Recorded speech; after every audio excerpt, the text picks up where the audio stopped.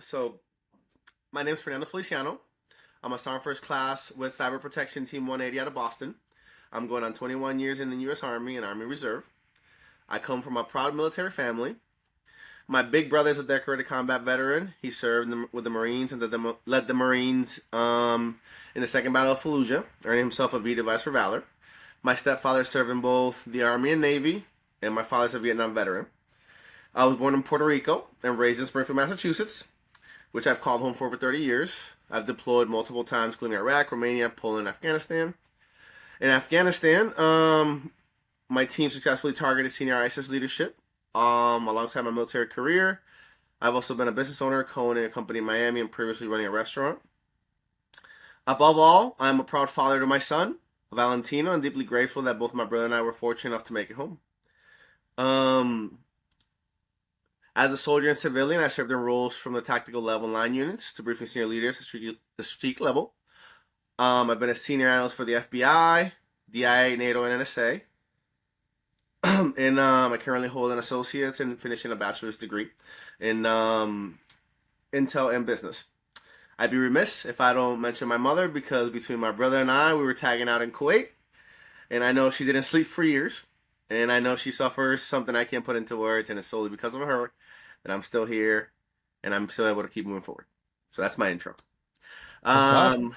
So the next portion was So tell us about your military experience before. prior to Bakuba. Okay. So I know no access to grind, but I do want to mention something because I want you to understand the mindset that I was going into that. So before I went to BSTB, I was in Division Ace, right? And I got in trouble there because a young lady that I was dating with said I tried to force myself on her. Later, I found out that she was dating an officer and she didn't want to admit that she was having an affair, right? Dude knocks on my door and everything, comes checks me. I got arrested in front of a platoon. Anyway, long and short of it, I get court-martialed. I'm talking like before leaving. I'm facing 25 to life, and I had to get like a whole lawyer, everything like that. Fast forward, I turned 20 in August. My trial is in August. And I'll tell you what, I would not be having this conversation with you if it wasn't for my new commander. He was my character witness. And he said, Feliciano is the epitome of a soldier. I wish I had 1,000 like him. I was serving a foxhole with him. That statement alone saved my life because you know what a commander's voice and opinion does to enlisted and a jury of your peers. So it was just one of those things where him just completely having my back helped me out a lot. So like right after that, I got acquitted, and 2 months later, I was boots on ground and in Iraq and Kuwait and then Iraq. So I was fighting for my freedom so I can go fight for my country, and that it wasn't cheap. I paid $30,000 for that lawyer, so all my deployment money went to paying for that. I didn't have a nice little next day when I came back. So that's what I was dealing with before Iraq. So now it's going. So the BSTB was weird, hodgepodge, right? They used to be an engineer battalion, and then all of a sudden they got this whole. The generals got this idea, modular concept, changed everything up. So after that incident happened, I was given the option to move units, get a fresh start. I said, okay, cool, I'm gonna do that. But you can remember the mid teams, during that time they were set up, right? The training teams or whatever. And they pulled my NCOIC and my OIC. So I go newly minted E4, and now I'm an NCOIC of a hodgepodge battalion. I'm like, I don't know how to do intel. I'm supposed to be guided. So I went into that, and then I had a PFC with me. So she would do day shift, I would do night shift, and I would spend all my time at Brigade Ace so they could teach me and stuff like that, and pretty much just get all the reports and put them into my own words and whatever our guys did. So I'm So, walking into that, and I don't know what I'm doing. I don't at all. So like we got set up into that situation, and it was just more we were BSTV got tagged with escort missions. So we had Fox and Team America, and these were guys who were just either the guys that you didn't want or the guys that just they were extra. They had nothing on the MTO. Everything from cooks to chemical to scouts to supply. But a lot of these guys saw more action than some of the guys in 112 or 6'9" or whatever because they were out there every day getting shot at. So being able to debrief these guys and talk to them and seeing like everything that they did, I was like, oh my God. And that's what the guys that I would go out with too. So, so that was really, it wasn't really more into, it was just more like a maintaining security and doing those things. So having that concept of it, and we really BSTV was weird because it's like you guys, everybody here, there was a battle owner, right? We were just somewhere between combat support and combat service support, but also like combat. So it was a very weird unit. Um, so when we got, it was tough finding like guidance every day because I didn't know what to do. Like I said, I'm 20 years old, about to turn 21, and I'm finding guidance from leadership at brigade, but I really don't know how an intel section works. And I'm throwing in this, and I don't think we all realize how bad Bakuba was in the moment, and how at risk we were, I guess, in that area. So it's just we're out there like burning stuff like that without no PPE, and right across the street, it's like people watching us and stuff like that. We were also right next to the detention center, so I would go over there and hang out with the MPs at night. So and getting access to those guys, that was pretty cool, and seeing the cells and things like that. But also not the smells or when they decided to have intimacy moments. That wasn't cool. But yeah. So to clarify, Yeah. so you were in the S2 shop in the BSTB? Yeah. So I was the Okay. senior guy there, And then, unfortunately, and I had no clue what I was doing. Like I said, that's why I would lean on Kojo, I would lean on the A's. I was just like, hey, what are you guys going? And it was cool because I built that network out, and then, we all used to party together, hang out together in AIT. We all came up through basic together, and we all went to CAF together, and it was just nice having that support. But I didn't know what I was doing, and and then, what? well, then you were talking about the physical security. So when you were saying you're outside burning stuff without PPE and people were watching you, what you're really talking about is just the lack of security at 405 Warhorse when First Cap took over. Yeah, Now, it was just insane. Like it's just they have a direct line of sight to everything, to our back door. There's no Haskell barrier, there's no nothing, and it's just like right into like just palm a chain groves, link fence, and chain link there you go. fence, and that's it. And I'm like, any kid with remedial knowledge of a weapon could just pop shots and get lucky. And I'm just like, but we would just be out there sitting, chilling, smoking, and joking. So, um, the first couple months were interesting because the day mission, we're doing storyboards and just finding a way forward and kind of trying to carve out a niche for yourself to make yourself some sort of validation. So yeah, it was odd, definitely odd. And you kind of had to Uh, find your own way and look for your contribution in the fight because there was a lot of people who just absolutely did nothing and just kind of, hey, I'm just gonna show so, up. I'm gonna wait till they didn't take initiative. So, so but if I may jump in here, yeah, the time period that you're speaking of is when we first arrived, yep, and there was a lack of guidance across the entire, not correct. just brigade. We And I the mean, search, I'm not gonna take pop shots, but our predecessors they had a different mission, and then we get there, and then we see the names on the wall, and we're like, oh, it's not gonna be that bad of a day, not too many casualties. And then we get there, and even before Toa, we're getting hit with double stacked anti tank mines. First time Ricky McGinnis, our first casualty. And it was just running 6-9 as a brigade. I was just like, this ain't supposed to be that bad out here. Like we're not in Baghdad. This ain't Fallujah. And then it was a rude awakening. So seeing that. Um, and then the guidance came down yeah. of retake the city and Yeah. live in the city. And then that's when things Oh yeah. got more exciting. What was it? Moraz or Lion, where there was a road that took like a whole day to clear because it was so entrenched with munitions that it was just like I think it was you guys that actually took that mission 112. And I was just like, oh my god, we were actually watching it on what's it called? Not J Chat. Yeah, the system doesn't matter. Yeah, yeah, yeah, yeah, But yeah. yeah, you're watching it. But yes, so the time period you're speaking of is when now, you know, previously the AO was not patrolled, it wasn't cleared, it wasn't occupied. So now you are taking a BCT size element, multiple brigade or multiple battalions. They're moving into the city. They've got to clear roads, keep them cleared. And oh, by the way, now they're establishing cops all throughout the AO, which means there's soldiers living amongst the population. And the crazy part about that was like we no matter what we did, they always found a way to hit us. And like no matter how we adapted the trend, no matter how, and it's just I think our mentality, and I don't know about you specifically, like let's speak to me, it was just like, and I humbled myself. It was like you go into it and you think that they're a lesser fighting force, that they're you're superior, and you have this, and it's gonna be a cakewalk. No, they are.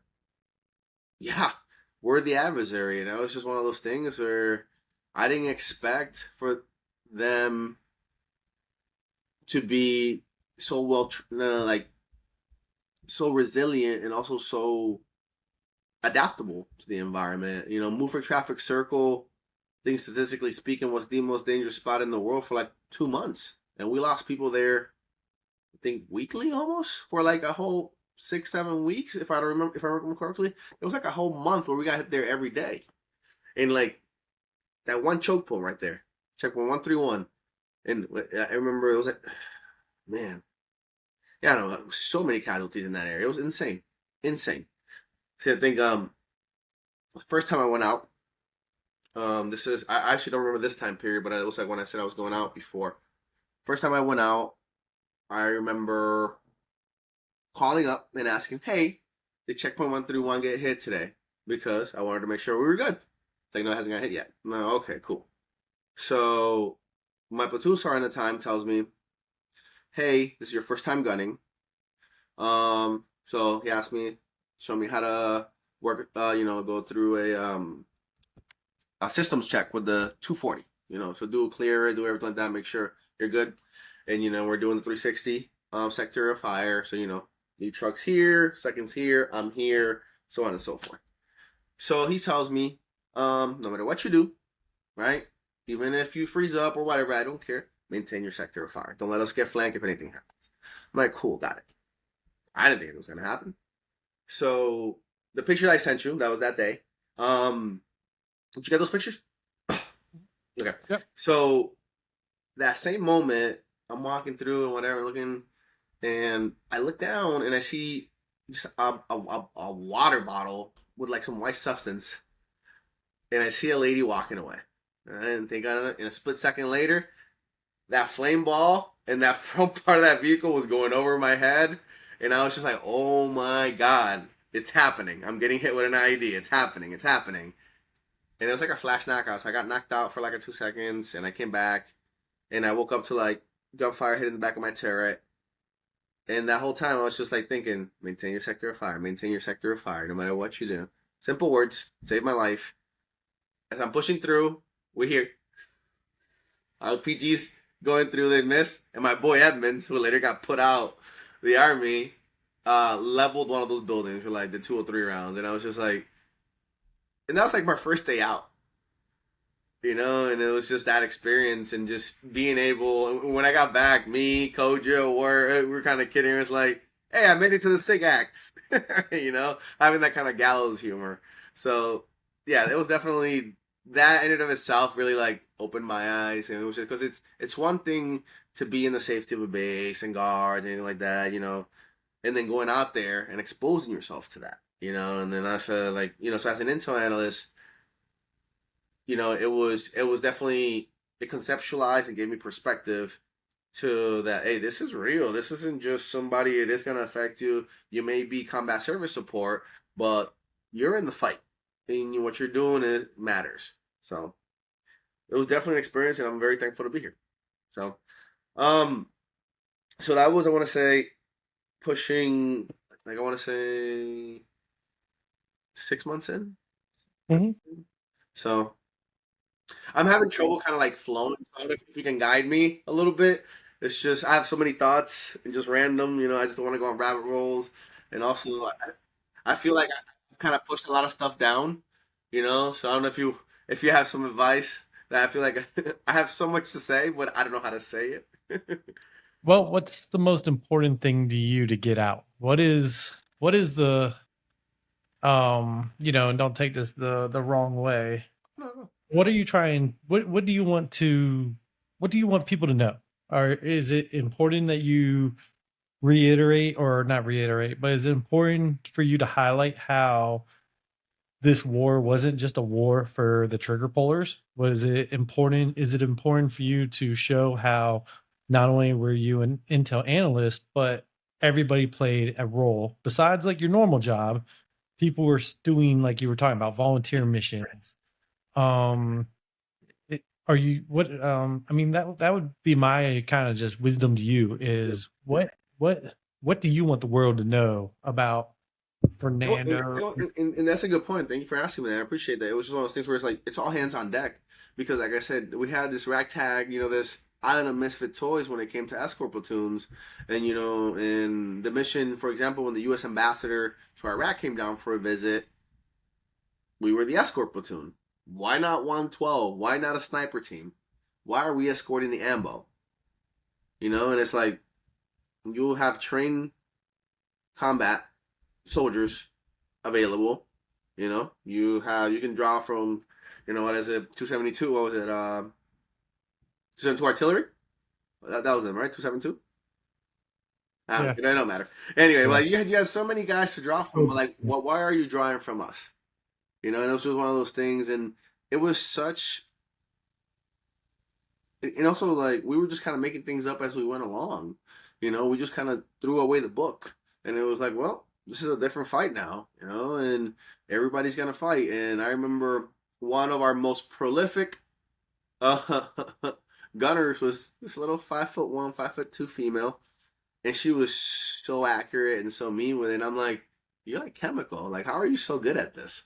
And just seeing that and being able to see what everybody else brought to the fight and all the experience that we had there from like the prior deployments, and all the other guys that were there and the medics. And also, to me, the mission was never really fully cleared. I'm not gonna lie to you. It was just So guidance from top down wasn't great. And I'm not speaking ill. I'm just speaking my perspective. It's just we never understood what success would look like. success, or even just your daily why, or your daily what's going on. I mean, you get somebody so riled up, and you're like, yeah, yeah, I'm going into combat. I'm a man. This, that, and the other.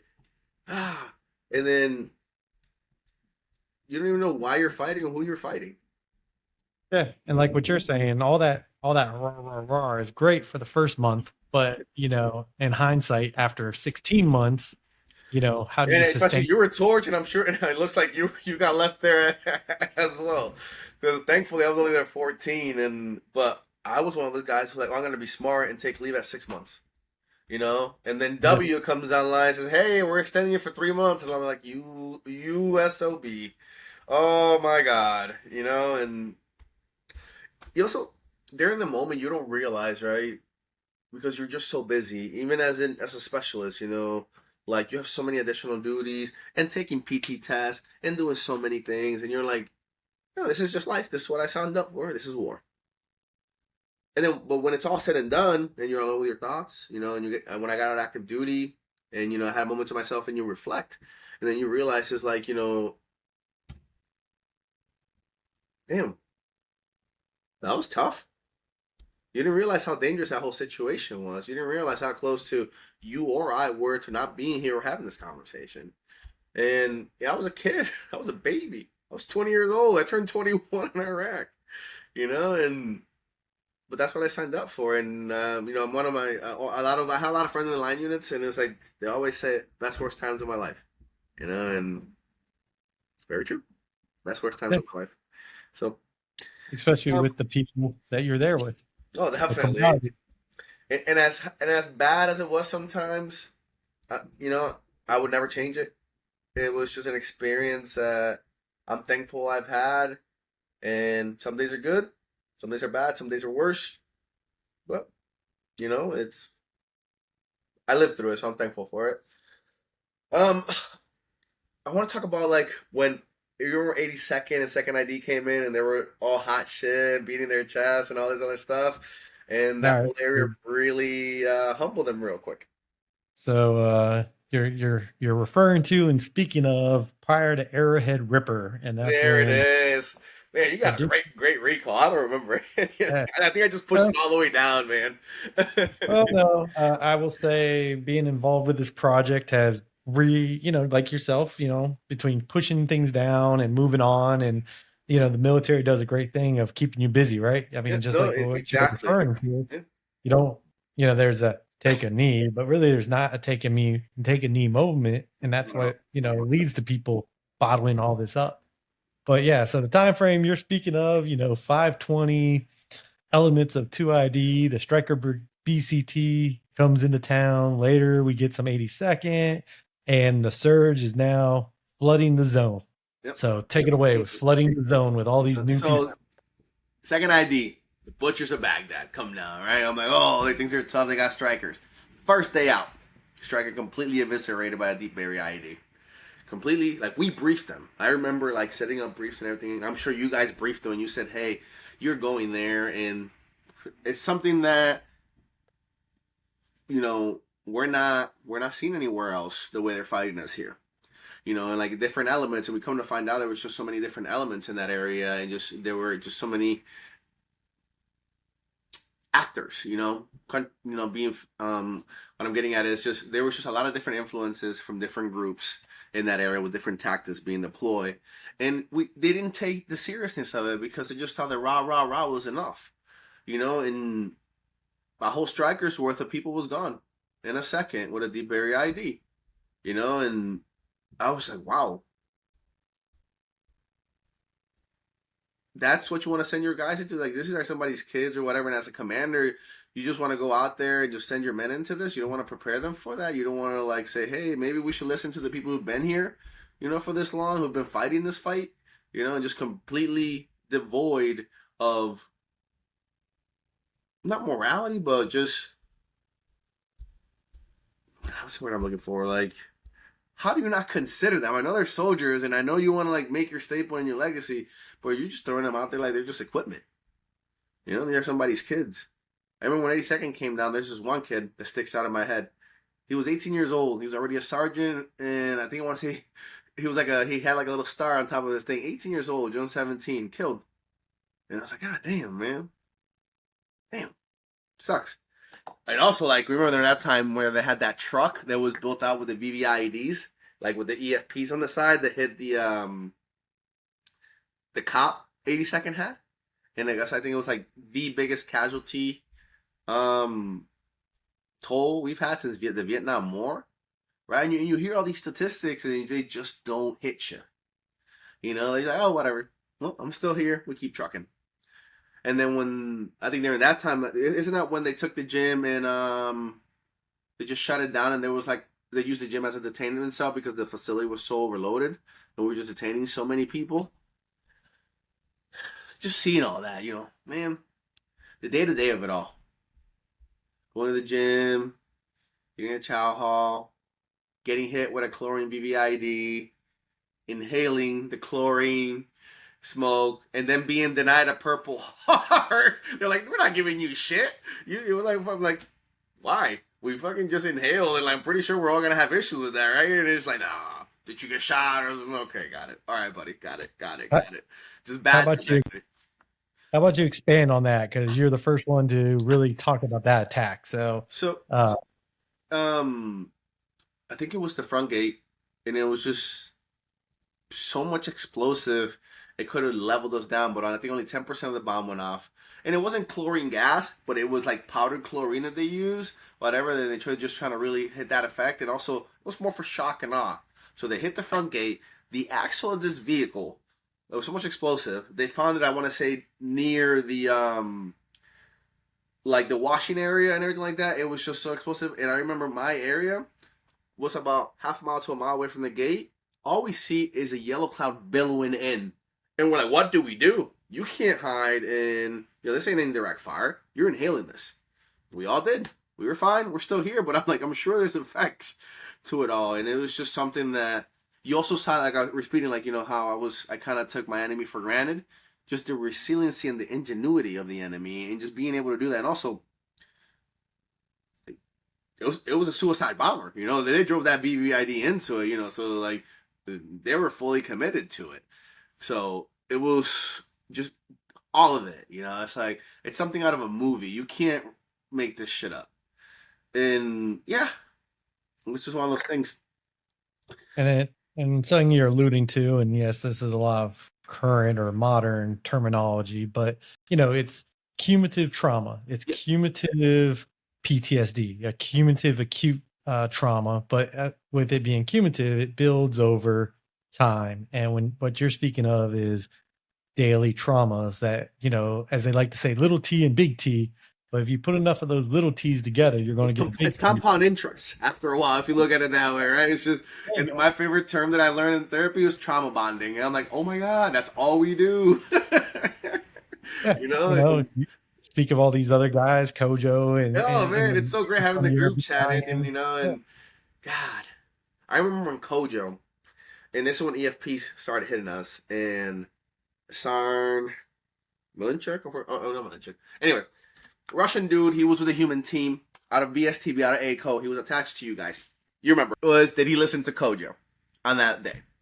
Because if I'm not correct, Kojo's, I guess they found like a 50 EFP cache because of that tip. It's a first time source. A F6. You don't credit that. You're like, oh, this is bullshit. You just hear what I say. And I'm like, 50 EFP cache. So I was a senior instructor at the schoolhouse at Huachuca, and I still told that story. I'm like, look, even if it's the littlest thing, sometimes it's worth just checking it out. And I was like, God damn, Cody, you don't understand how many lives you saved that day. So that dude, that human guy rode that train that wasn't even his train to ride. And yep. just for giggles, that turned out to be a guy who was mad with the other guys and just wanted to snitch on everybody and make the money. I love that. There you go. good old pettiness.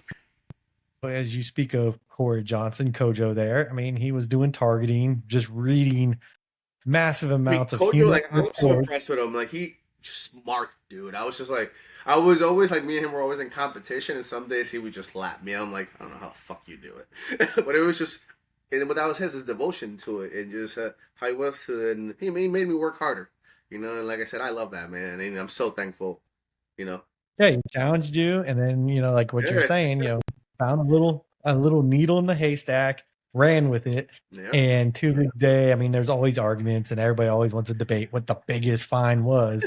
But at that time, it was the biggest find of EFP material, and then other information that gave away where all this was coming from, how they were building it, and all from a specialist or sergeant at the time digging through reports. And that just shows you where everybody does play a role in the fight. Most definitely, and the thing is never too small. And also, it speaks to how there was a quote that said, nobody will beat the American Army because we don't follow protocol. We don't read our own manuals, right? So we really can't tell what they're going to do. I'm like, so if you go by protocol and what they teach us at the schoolhouse, again, F6 source, doesn't matter. Coach is like, oh, okay, go away, whatever, we're not paying you. But Coach was like, no. He said the key word, EFP. That matters. You know what I mean? And you lead to that, and it speaks to, and also leadership, you know what I mean? Because leadership had to buy off on them checking it out. You're putting lives at risk. Hey, if you're on patrol in the area, go check this out. So being able to believe your soldiers, and the fact that we were able to have a voice in that fight too. And it was just such a different type of fight. It wasn't army on army. The enemy wasn't wearing a uniform. I mean, wasn't, and correct me if I'm wrong, and I don't know if this is true, but I believe there's some validity to it. We had local militias, right, that we put the vest on them so we can identify them and not kill them, right? What were they called? They were So you're speaking of towards the around Arrowhead Ripper, but it was like the Sons of Iraq, the Great Awakening. It's just like getting the thoughts out, and I'm just it's nice to like have somebody who's been there and actually has a better memory for it because it validates me, and also it's like, did I really live that, or is it just something that I've just put together in my head Well, that became my own memory? You know what I mean? So thank you. uh, yeah, that's what we're here for. That's what the Yeah. whole debrief project's here Mm. for. But considering was that the degrees of separation, where actually we're more like 2 degrees of separation because you're hanging out with Corey. You're coming down Dude, into I'm sure we were in the chow hall together so many times, and I'm sure I read, you know what I mean, like something. I'm definitely certain we crossed paths so many times, and I but yeah, literally answered directly to brigade because I had nobody. So I would be at the Ace every day. Well, mostly just smoking and joking with the boys. But then when the briefs came in, I was like, okay, I gotta listen because I'm gonna have them send that shit to me so I can brief it later, yeah. and just put my slide deck on it. Hey, they sent me into war with no senior leadership, and they expected me to do something. I did the best that I could. So Well, and to clarify, and I know you may not have been there for the great, as I start calling it, the MIT purge, but at the time, directions from Big Army came down that every unit going into theater had to stand up their own mobile training team from their own unit. So across the entire brigade, everybody lost key positions because they had to go and train the MIT team, and the MIT teams worked directly with the Iraqi army. So every battalion went through this where I mean, that's where I'll edit this part out because I'm trying to toot my own horn, but no that's worry, why no worry. this is why you had a staff sergeant in charge of, as an NCIC of a combined arms battalion, And what's that? which That's an 8 slot, right? 7. 7. But Yeah, but but like, what I still, say, but like you guys were the main driving force. So usually it's either a senior 7 or a newly promoted 8 slot because it's a big responsibility, And the thing is, it's good because you, as a staff sergeant, you were privy to information and the big picture, right? yeah, I All I had, again, coming from division, I didn't prep with the unit. I didn't do the training. I didn't yep. go to NTC, JRTC. They just put me in a slot. They said, "Hey, go forth, do great things," And I didn't have the big picture. I didn't have what we were doing. I was just like, "Okay, cool, got it." And And back that's then, good. what I was going to say, and this is something we can cut and put other people Okay. saying the same thing. This is a common trend you see, and this is something that we hope people for future leaders or current leaders would watch and listen to. Hey, specialists and below do need to know what's going on. This isn't you know, just keep the info to yourself. Exactly. Everybody's stovepiping info and all these things like, "Oh, well, you don't have a need to know." I'm like, "Well, I'm on the ground. I really do." Or I'm supporting this. I really do. Or it's like, it'd be nice to know like how I can help, or maybe assist in this if you tell me what the intent or what we're driving at here, right?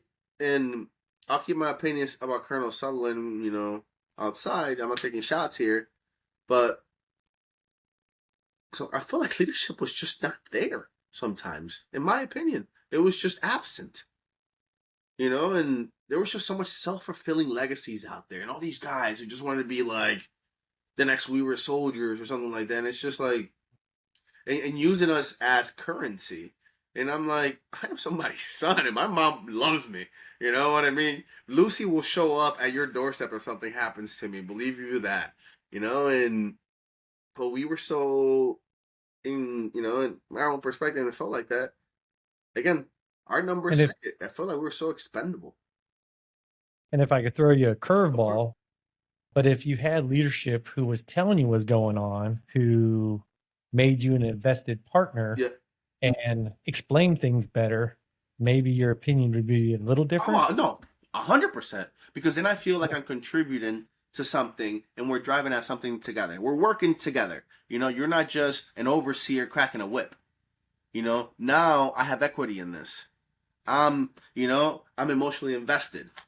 So now I know what I do, and I can put my own life experience. The beautiful thing about the American military is the fact that we are a diaspora of people completely displaced, and then you say, "Hey, I want citizenship in this country because we have a lot of good benefits and things like that. So I'm going to join the military and I'm going to serve, right?" And for me, when I came from Puerto Rico, I really didn't know where I was going, and I really, I made friends with. I started doing trading cards, and that's become like one of those things. And I say that because the military was the same way, and it was just like, I didn't know what I was gonna do with my life. My brother joined the Marines, and I joined, and it was just the military was just a way to bond. And like, you know, we talk so much nonsense and shit to one another from so many different walks of life, but we were all willing to die for each other in a moment's notice. And you know, and were we prejudiced? Of course. Did we say fucked up shit? Of course. But it was like, hey, that's my asshole. You don't touch him. You don't touch him. You know what I mean? And I don't know how many times we were like, you know, and I didn't go out that much. I really didn't. You know, I can count maybe, actually, no, not great. I don't care. I'm an intern analyst. I did my job. But anyway, like the amounts of times that I go out, I remember just subconsciously just like stepping in front of people, like backing them up, like, hey, I got this. You know what I mean? It's like, that wasn't my job. You know, like I'm combat service support, but it was just something instinctually because I felt like I was their protector because they were my friend. You know, completely different walks of life. And it was something beautiful about that, you know? It's nice. The I'll just say the DoD, but the Army does Yeah. a great job at doing that. Oh, It definitely, trains you. yeah. You know, and almost yeah. And it was just one of those things, you know, when people are going at each other or whatever, and I think about it, it's like we have such a hodgepodge of just different walks of life, ethnicities, culture, you know, and I think that was like the best part about the military for me, just seeing like how we can all just come together, you know, and just hey, you give people a common purpose, and you're able to, you know. And again, going back to what you're saying, if leadership were to continue to do that and say, hey, look, this is what we're doing here. This is our intent, right? We're looking for these guys. We're looking for this. And a successful mission looks like this. If by the end of the time here, if they're able to maintain this and do that. But there were so many different interests at play and different roles. And then when a civil affairs unit came in, now they're giving money to the governance center. Now they're doing this, and then there's another project, and it's like, have you sat down with them and asked them what they want? Or is it just us, you know, hey, here's democracy. You need it. But do they want it? I don't think they ever had a conversation like that. But, you know? Deep. So as we spin back towards Bakuba and Yeah. that wonderful time, so now we're in Arrowhead Ripper kind of time frame. Does anything stand out from the Arrowhead Ripper? I mean, already kind of, I don't know how we can kind of go back and maybe soften it a little bit. So the Strikers had a rough go around. Yeah, they came in pretty gung ho. However, after that first day, did you see a change? Was there a different tone in conversations? How did that? Did Unfortunately, they go from? I'm sorry to cut you off. I didn't have that much access, so it was more like second and third, like, you know, the telephone game. So like, oh, this is what they said, this is what they said, and then I would see things, right? So being BSTV, we weren't battle space owners, right? We were just there. We were essentially an extra group where they could just keep pulling people from, and that's what it was. You know what I mean? They're like, hey, we're at 70%. We need you to deploy. We, you know what I mean? As far as personnel, but we're gonna put you over here. You sit over there. You got the MPs. You can do the detention center, and then you know you guys are previous engineers, so like they helped that we built a couple things, you know. But Yeah. we really didn't have a mission. We were just there. We were just extra people wherever they needed us. That's all we were. Honestly, I was in staff. BSTV didn't have a mission. That's where like people that, for example, we had one guy moved to the and he had a really bad incident up there, and we sent him down. Sergeant Salkanovich and Muqtadi as well. Send him to staff as well. And I'm just like, so this is where people go when they want to take a break. We were like freedom rest in Bakuba, you know, and it was just like we were a full-on battalion, commander, sergeant major, colonel, you know, but we didn't have a clear-cut statement. Our mission statement was crap. It was just something they copied and pasted from somebody else, you know, and Okay. No, you're saying okay. and it's just so you know, I want to be able to say, hey, what was our part in Arrowhead? You know, in what's it called, Arrowhead? I don't remember the missions that way because it wasn't foot-stomped. It wasn't driven to us. You know, we didn't drive missions. We didn't create missions. We didn't own battle space. You know, and the only reason I got to see so much information is because my personality. I'm very social, and I was able to work my way into the ace and sit there and be a fly on the wall you know, and here's all these things, and talk to Kojo, and you know what I mean, and we'll be doing things we weren't supposed to do, and you know, and loose lips and talking and sharing information, you know, and that's how I was able to learn so much and actually be of value. But if I were just to sit there and listen to my leadership, I'd be none the wiser, you know, and Hmm. I think that's where, you know, I guess I was disillusioned and disappointed because I thought there'd be more guidance, and I thought, you know, these people were, I don't know, and I don't want to give them that because, you know, I know they went through their own things, and I don't want to be too harsh on them, but from my perspective, it was just like the blind leading the blind. So at least at the BSTB, you Yeah. know, and Well, to go kind of full circle back, so at least I can tell you, uh, through the trauma bonding yeah, and cumulative trauma, you know, 520, 112, everyone that was going through all that stuff, there was definitely a change in the attitude. yeah, A lot of great friendships were made through the good. shared traumas Hey, of being in Bakuba every day and what was going on. But for the sake of our conversation, what would be like the end of your deployment? What is that? What was the end of Bakuba looking like for you? what do you mean? Can you expound on that? Like, what do you mean the end of Bakuba looking like for me? So we're getting ready to go home. Okay. What did redeployment? What did the physical end of your time in Bakuba look like, or thoughts or experiences? You know what I kept on thinking? I was like, I kept on looking at the memorial. I said, man, I really hope we don't add any more names to that. And that's what it was to me. They're in Toa, you know, because I remember when we came in and we lost, like, again, first time Ricky McGinnis, like a week before we took completely. And she was like, and I was like, that's got to be the shittiest thing when you're doing, you know, left seat, right seat, you're doing transfer authority, and you're so ready to go home. And you know, I didn't have a wife and kids then, you know, and I can only imagine the pain. It's like you're so ready to go home, but then you become complacent. You know what I mean? It's like, oh, if I could do that or whatever. And that's when mistakes happen. I was just like, and that's what at the end I was thinking about. And I was thinking about myself, I was thinking about them. And I was like, man, I really just hope we don't add any more names to this list. You know, and it was just one of those things where, and for me, personally, I was just trying to get home to party with the boys. Just being a Joe, man, and having a good time. And maybe if I was more invested and told, and I'm not saying that I was aloof to it. You know, I showed up every day and I worked hard, but it was through my own initiative that I contributed to the fight because there were a lot of people, and I'm not gonna take it away from them. It's just who they were, and you know they weren't given proper guidance. They were just there. They existed. You know, and I'm sure you know you People, had your own people that like that, and every battalion did, and everybody does. You know, but it was just I you know what I did? I never realized how bad it was there. You know, me, expand on that. because we look at it right from different points of view, and in my head it was like, well, at least we're not in Muqtadiya because we have all these things here and they don't. You know, and I keep referring to Muqtadiya because I'm like every day was like, God damn, another Sigak. Oh shit, another ID. Oh, Muqtadiya getting hit again. Oh, again, everything came up.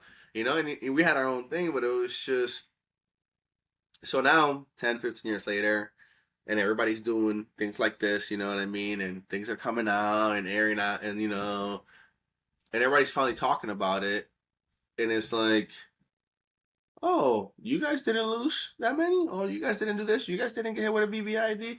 Oh, you guys didn't get with indirect fire? You guys didn't get rocked to sleep by night illume missions? You know what I mean? Like, I just didn't realize how dangerous it was there. I was just doing my thing, you know? And now you look at it, it's like, oh, that place was really dangerous. Okay. So, but that's what it's like. Oh, cause there's I don't know if it's okay. I'll send you a link. I don't know if you've seen it, but they did like a little documentary on YouTube, British guy and everything, you know, so you know it's legit with a voiceover. And they call it Iraq. They call those Iraq's Death Valley. You Okay. know, so Yeah. I'll share the link with you. I think it's worth watching, but it's from the perspective of 82nd, obviously. You know, the fucking show ponies of the army. So that's the Cav, right? But Yeah, it was just interesting, and I was just like, I didn't realize how dangerous it was. I didn't realize. To me, it was still. I had this mentality, when I was younger, that I was just like invincible. Nothing can happen to me. And it's just dumb. It really is dumb. But yeah, which is one. Yeah. Yeah, so how would you say your time at Bakuba has affected rest of your life or rest of your career too? Because you're still Yeah, going on serving. 21 years. Yep. So how did that affect rest of your career? So it's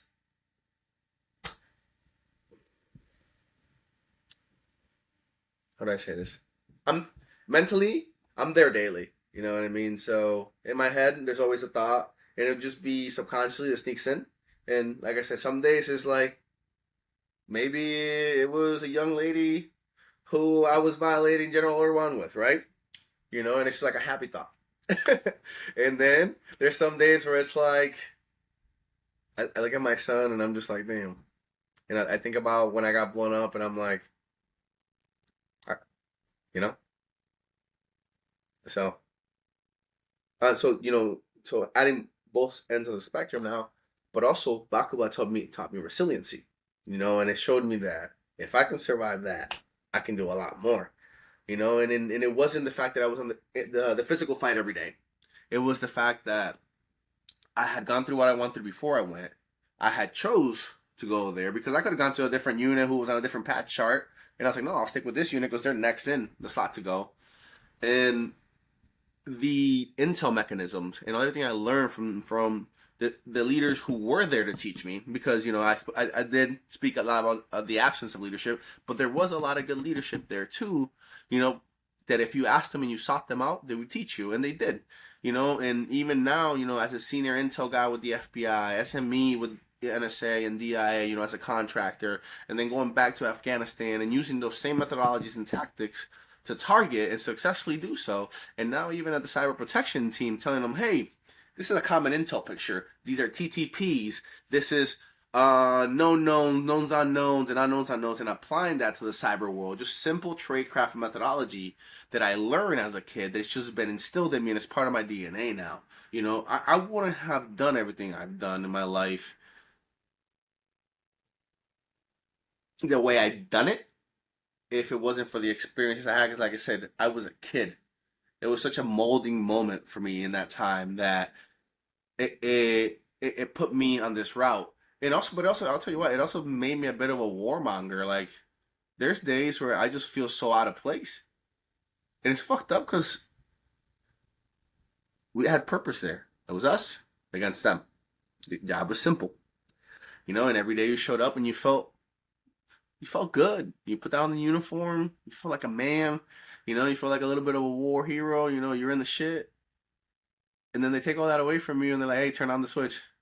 What? Mission's done. But no, I have so much more to give, and I kept on seeking that out. You know, with the FBI, with all these things, and taking risks, and going back to Afghanistan, and or going to Afghanistan, and then just doing all these things just so I can be back in that moment and feel that euphoria again. And I guess it's.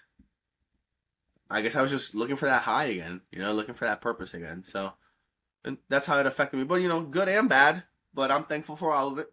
Again, just happy to be here drawing breath because a lot of us didn't make it out of there.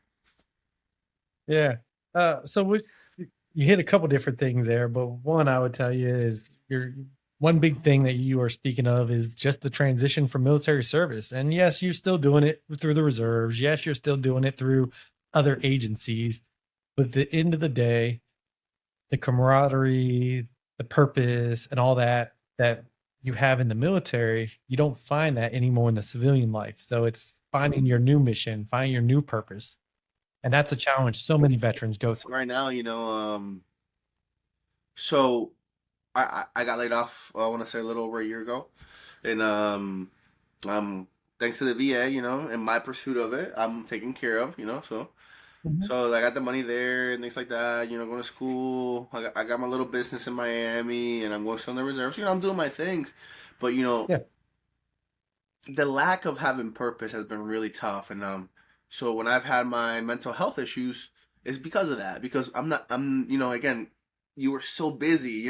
It wasn't good enough just to do your job. You had to have 4 different additional duties and be a PT stud just to like even be looked at and even get the validation. Because for whatever reason, even though you had POSs like Star Major and 112, you still wanted his validation.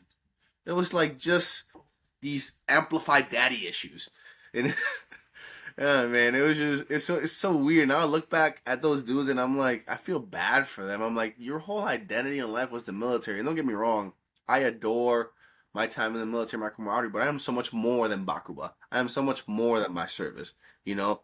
And yeah, I'm so much more than that. So that moment in time didn't it helped me become who I am, and to my benefit and detriment, it's helped me through life, but it's given me so much perspective that, again, I wouldn't change it for the world. Yeah. And that highlights the second thing, and something I'd encourage you to explore with your mental health therapist, Yeah. counselor, whatever you call them, is what I'm hearing from you is a lot of PTSD to PTG. What's So PT? it's going from the post-traumatic growth. Huh. So that's when you go from the negative to the other end of the spectrum of a positive. Yeah. And that's where a lot of people think of PTSD as a singular thing, when it's no, because through therapy, through talking, through like what you've been doing, this reflecting, you realize, hey, those were bad times, but they were really good times. And hey, like what you've been saying, hey, if I didn't go through that, I wouldn't be Yeah. here right now with my son. I wouldn't be the successful man I am sitting here. So yeah, definitely something to explore more Oh of. no, most definitely. And sweetest in town. I'm thankful for the adversity. I'm thankful I made it through. But it shows you what you're made of and what you can withstand, and you're thankful for it. But it also gives you like the old man mentality, where it's like back in my day. It's like, oh, I try to get away from that. I'm like, Yeah. but yeah, every once in a while I catch myself like, these kids don't know what hard is. You know what I mean? So Go to Poland doesn't exactly, count. it's like my drill sergeant used to fix my uniform. I've always been a smart mouth, so they would just, you know, just and they could do that back then. I'm like, oh, I deserve that. All right, drill sergeant. God forbid they do that now, and it's like some people just need a good slapper once in a while. Just What they used to call it, wall-to-wall counseling there or you go. comic. Yeah, I was gonna say, hey, let's go to the wood line. I don't know how many times I would tell my first line, like, hey, look, you give me the order, I'll take off this top, and we'll go figure out our problems in that wood line. So it was just one of those things where it was like, shut up, Feliciano, Roger. Start pushing it, Roger. So Hey, so what I like to do, because you were just saying, what going back to what you were saying earlier, that all these thoughts and whatever, and the power of editing. Is there anything else you really want to get out there? Is there? I mean, I think you hit being the intel dude who was going out on missions, but is there anything else that you really just want to get out there, get off your chest, talk about, explore? I mean, I feel, especially thanks to you, and being able to guide me through this. I think I've hit on those buttons. I definitely feel like I've purged and expressed myself, and I'm thankful for the opportunity. Thank you for doing this. This is really cool, and I'm looking forward to whatever this becomes. Yeah, no, I feel like I said my piece. okay. All right. Well, there's definitely going to be some news coming up in the future about what we're doing with all this, Perfect. but the goal is to not make this about a singular person or a singular unit, but to highlight and share what was going on in that '06 to '08 time frame of a very important time for a lot of us. What was going on, what the battle for Bakuba was really like, and lessons learned. I mean, you hit a lot of them. Communication and get people to be invested versus just, hey, go do this. I think it would, and that was just, it was just that toxic leadership, they talk about, and it was just that trick when I was like, oh, people first, they finally get this little taste of power, and you have these little petty tyrants, and they're like, listen to what I said because I'm a sergeant. It's like, but wouldn't it be more meaningful if you sit me down and you explain to me what we're trying to do? Because then at that point you have buy-in, and now I'm getting there early, and I'm giving you all this because I'm putting forth effort. I'm not regretting going to work. I'm not dreading having a contact with you. I'm looking forward to this. I want to be there. As opposed to just saying fuck, not this motherfucker again. And it's just like and what sucks is, and something one of my platoon sergeants said, and that stuck with me, he goes, you learn more from bad leadership than you do good. You know, Mhm. or the other side, 10% of your information takes up 90% of your time. you know, and You sound like a senior NCO. hey, I'll tell you what, because I was at 10% for a little while, but now from the flip side, I'm like, I have this coming. but Yeah, a little karma there. yeah, I wouldn't change anything. Well, I'll take that back. I wish he wouldn't lose as many people. I know it's war and we're gonna have losses, but I feel like we could have prevented a lot of those. And it was Mm, just complacency and bad leadership and it sucks. So it does. Yeah. So what I'd like to do here is, let's. How would you like to wrap things up? Did you have a prepared statement? Did you? honestly, the only thing I prepared was my intro. I wanted to name the thing, say the things I said. And that's about it. I don't really know how to end statement, like I said. So, Man, all right. So how about just a hip pocket? Fire off how you want to close this thing up. I don't know. Put it on the spot. I didn't think about it. What? Can you give me an example of something? I don't know. Like, what have people I done in the mean, past? oh, it just depends. Uh, I mean, you don't have anything burning that you just want to get out there. I mean, you've got a couple things that maybe I could turn into a closing that you've already said. Thanks for the opportunity, and Uh-oh. this was therapeutic. Or Yes, I did, and I think what you guys are doing awesome. That's why I reached out to you guys.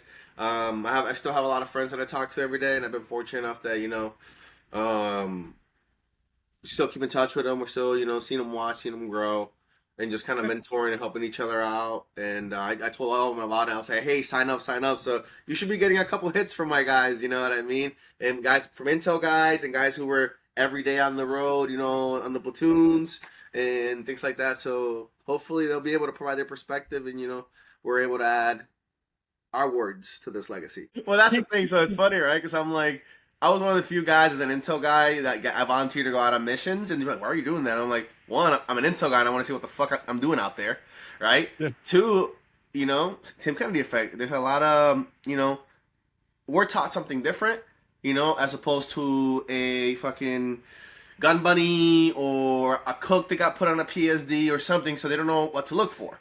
Like the tagging or the people not showing up. There was nobody there today. Oh, that's not a good sign. You know what I mean? So they don't know what to look for. So I would volunteer to go out with them, and they're like, "Why are you doing that?" I'm like, "Because I want to do it." And like I would give people breaks. You know what I mean? And it's like, "Hey, you don't have to do. I'm gonna gun today." So you're volunteering for this? No one ordered you? I'm like, yeah, I raised my hand. I'm going.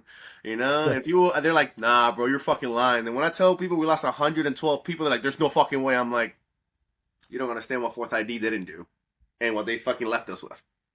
So, well, definitely. Or Well, no, um, getting to that, and shooting to my, getting out to my friends in this, I think this project is, and what I think I mentioned it before. It's validating me and my experience and my trauma. It's not something where I'm going insane and I think that he did this, and I'm having a Tim Kennedy effect. I'm like, oh, you know, it's allowing me to express myself. It's allowing me not necessarily have a legacy, but document my experience because what we did mattered, and it shouldn't just be pushed aside, And those 112 people matter.